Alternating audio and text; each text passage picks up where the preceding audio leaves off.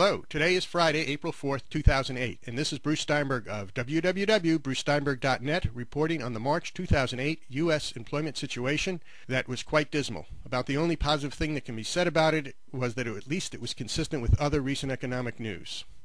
Current Population Survey, or CPS, but commonly known as the Household Survey, reported that the unemployment rate rose 0.3% to 5.1% in March. That 5.1% unemployment rate was the result of 434,000 more people unemployed, a civilian labor force that expanded by 410,000, and 24,000 fewer people employed in March. About 225,000 fewer people were not in the workforce, for a total of around 79 million.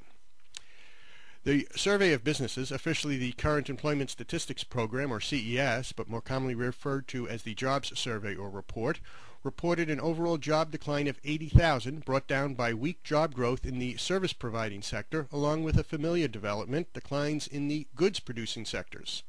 Manufacturing jobs continue to evaporate like the morning dew on a warm spring day, with a 48,000 job loss, while the construction sector continued to crumble with a loss of 51,000 jobs that was across all major subsectors. But natural resources and mining dug down deep to bring out 6,000 more jobs in March. The service-providing sector saw job growth of only 13,000 new jobs, as February's revised figures showed growth of only 6,000. In the first quarter of 2008, the service-providing sector added only 12,000 jobs. The retail trade sector returned 12,400 jobs in March, which included a loss of 9,000 jobs in building material and garden supply stores, no doubt due to the weak housing sector. Now you'll know why you can't find someone to help you at your local garden center.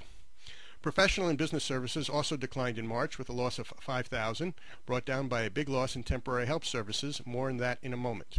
Education and health service was one of the few bright spots in this dreary employment report. Educational services brought in 7,800 new jobs, while most subsectors in healthcare and social assistance, which added 33,500 jobs, saw job growth. The exception was outpatient care clinics that reduced the number of jobs by 2,400, and hospitals were healthy with 13,700 new jobs. Leisure and hospitality, benefiting from a weak dollar bringing in foreign tourists, welcomed 18,000 new jobs last month. The government added 18,000 jobs as well.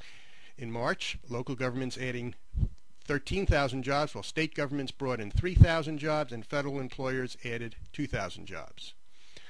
More bad news for temporary help services. In March 2008, temporary help services employment was 2,519,400, and that was down 21,600, or 0.8% from the previous month, and down 4.5% from March 2007.